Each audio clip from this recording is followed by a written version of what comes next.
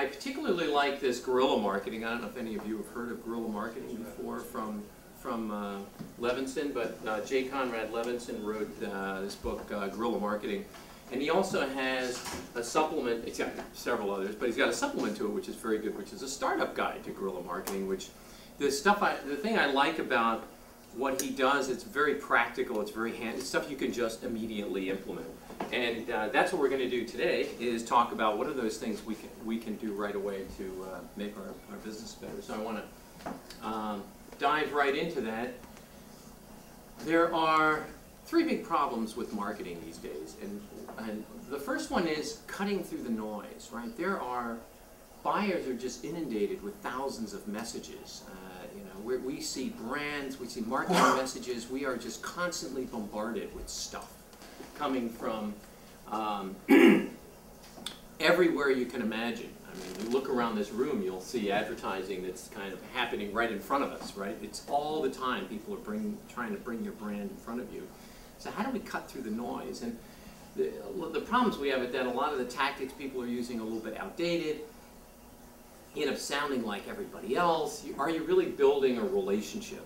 And problem number two is having a marketing mindset. You know, is your radar on? Are you in tune to what's going on out there? Are you listening to your customers? Are you really paying attention to the market overall? Are you bringing that information into yourself? Are you able to process that? So do you have that marketing mindset to know which direction makes the most sense for you? What kind of messages should we have out there? And third one is tactics without strategy. You know, well, we need to sell more, let's just buy an ad. You know, we'll get a yellow page ad, we go buy an ad in the local paper. Or, you know, we need a brochure. If we have a brochure, I have brochures.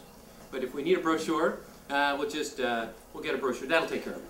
So, you know, we need to have more of a strategy around all of our marketing messages in order to be effective.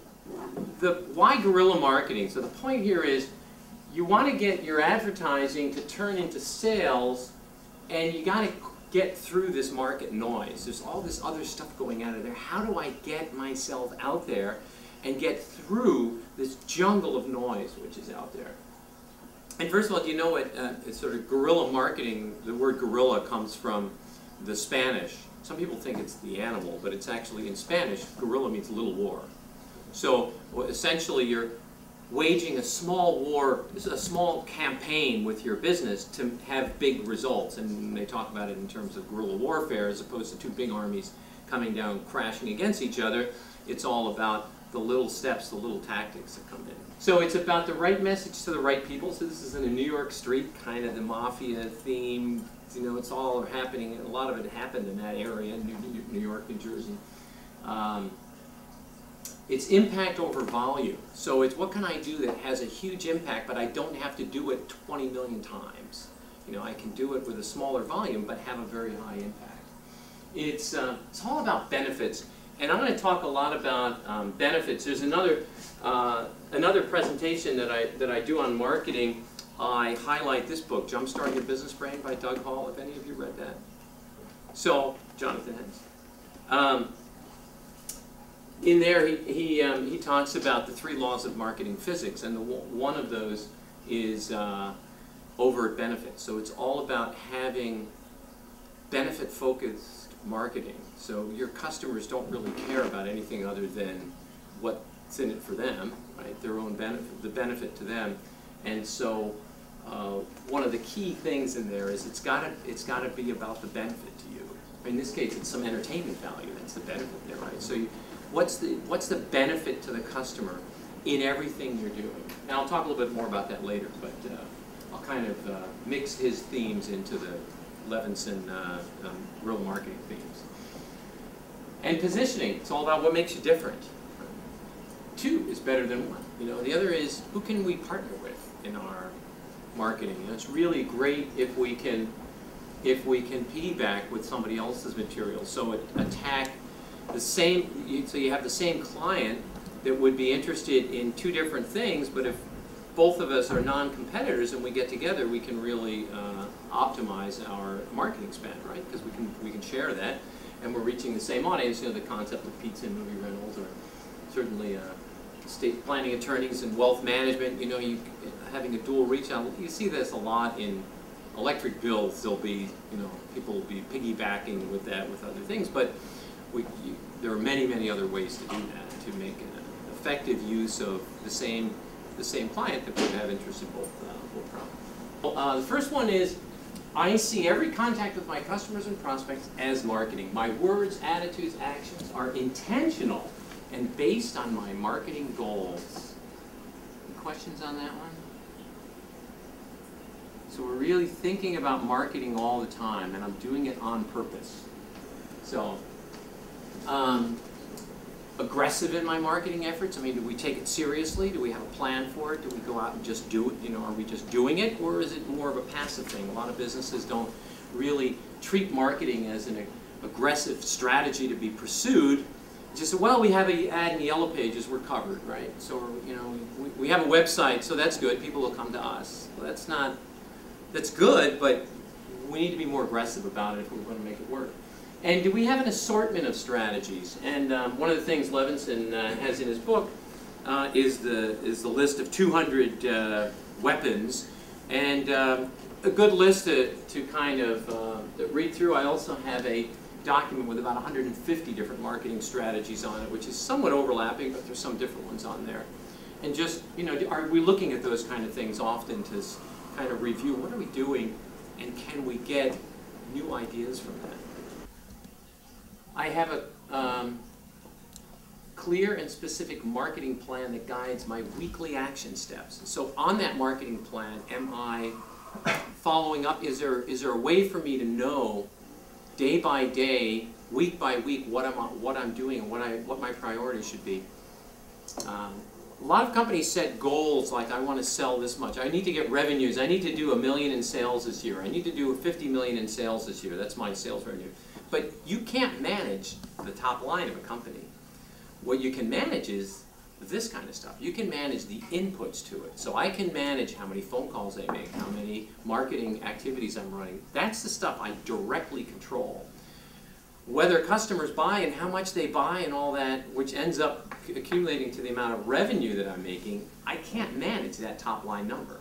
And so it's just like what I talk a lot about that in my sales program, is the whole concept of prospecting. It's hard work and a lot of people don't do it, but prospecting is all about managing the funnel. How many people are in the funnel right now? I mean, how many people am I talking to? How many times have I reached out to them this week? How many calls am I making?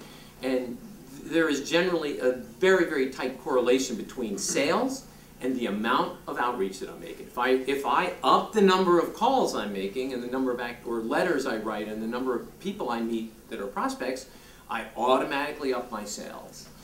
And when I stop doing that, when I get busy and I don't have time for that this week and I'll do some of those calls next week. So if I'm not following up on a weekly basis on my actions, you can just see the sales sort of dropping off because I'm not doing it.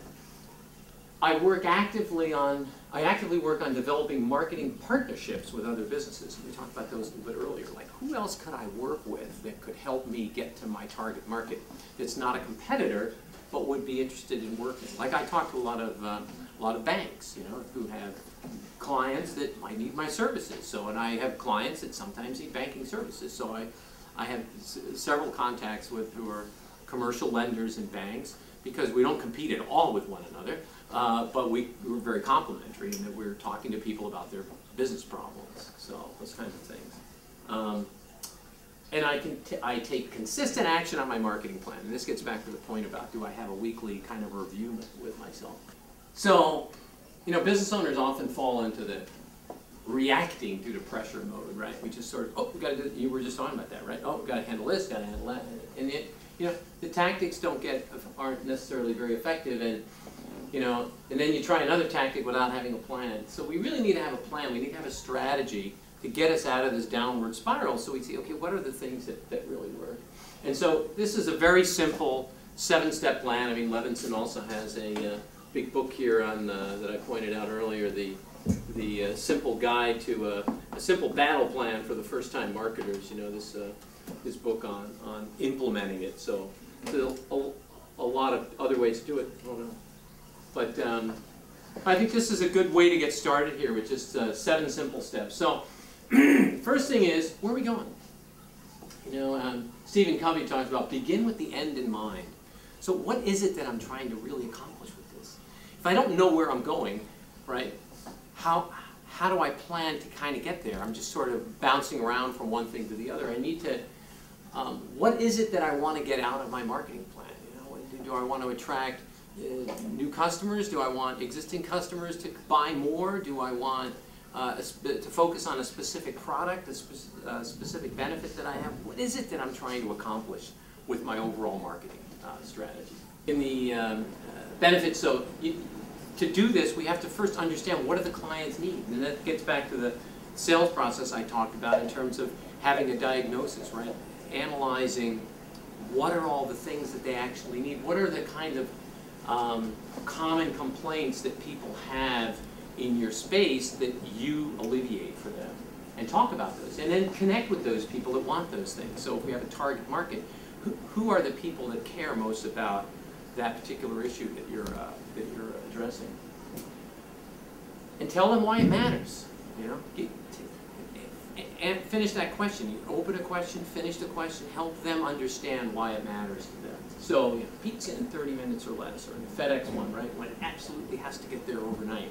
Right? Those are the things that, oh yeah, this package needs to get there overnight, and you think, oh, FedEx, right? That's the one that, they're the ones that make that claim. You know, who is the absolute best fit for your product or service? Right? Because remember, as we said earlier, it can't be everyone. Because if you're trying to be all things to all people, you're nothing to no one. I mean, you can't market to every single person, because every single person is not your best customer. And if if the message is so generic that it fits everybody, no one's going to be inspired by it. You're not going to have the dramatic difference, the real reason to believe in the overt benefit, if you have to make it so generic that it fits such a broad spectrum. And so the marketing is more effective when you can be very focused. And also you become known as the expert for that particular area. And people tend to come to you because they say, oh, this guy's really good at it. They really do that really well. So there's an example of a real estate agent that is just a standard residential real estate agent like everybody else, no real differentiation. And she decided she really liked waterfront properties and had sold a few houses on the water and decided, okay, my niche in real estate is going to be waterfront properties. Within a few years, this person became the absolute expert in that region on waterfront properties. So what happens when you go to sell your house and you happen to have a lakefront property or an oceanfront property, you went to her because you knew she had the best contacts. And when you were looking for a house that was somewhere on the water, anywhere in that region, it wasn't the South Shore, but like, for example, like could have been the South Shore, then everybody just went to her because she knew she had the best leads. And because that's all she focused on, she knew about east and west, sort of sun up, sun down, bugs in the summer, depth of the water, average cleanliness, is it loud in the summer, a lot of kids with boats, a lot of, you know, what are the things going on there, rather than the run-of-the-mill real estate agent would say, oh yeah, we got 2 listings with lakefront, you want to go see them? She would say, well, let me tell you the best place for, let me listen to what you need. Oh, you're going to go to this lake over here, or you're going to go to this beach over here, there's 2 houses, let me show you those, let me show you those. Totally different experience.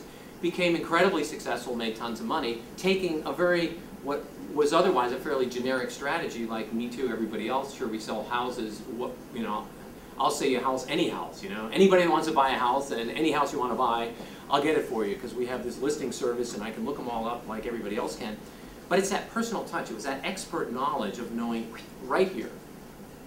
Budget, plan your spend, your investment ahead of time, right? Really think about, okay, how much do I want to spend on marketing? Is it a percentage of revenue, number that makes sense? You want to be consistent, you want to track the results, that's what we talked about, right? Marketing plan, track it. What's my ROI? Am I getting the benefits from each individual tactic that I have, each individual strategy that I put in place? And we want to think value rather than cost. You know what I mean by that? Yeah, you think with a return, yeah. What's the benefit for every dollar spent? Yeah, for each individual one, because a lot of companies make the mistake of saying, well, geez, that's really expensive, we can't really afford that, or this is the biggest item, we should cut that because we're spending so much money on this versus the other things. But that's not, what you spend is not the factor, it's, well, what is it bringing you? So it might be the most expensive strategy, but it might also be the one that brings all the business, but it could be the other way around. It could be that, you know, you're legitimately spending too much in one area. Right. But if you haven't measured it,